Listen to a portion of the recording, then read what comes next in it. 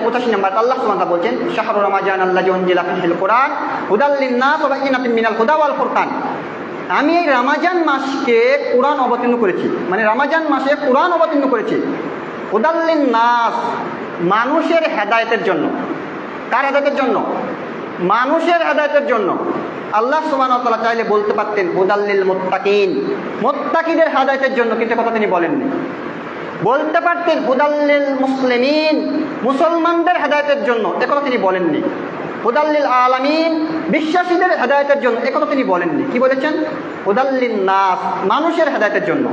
চাই সে হিন্দু হোক, চাই সে ইহুদি হোক, চাই সে খ্রিস্টান হোক, যে হোক না কেন, যারা আদমের বাচ্চা, আদমের বংশধর, তাদের প্রত্যেকের জন্য আল্লাহ সুবহানাহু ওয়া তাআলা কোরআনকে কি করে পাঠিয়ে দিয়েছে?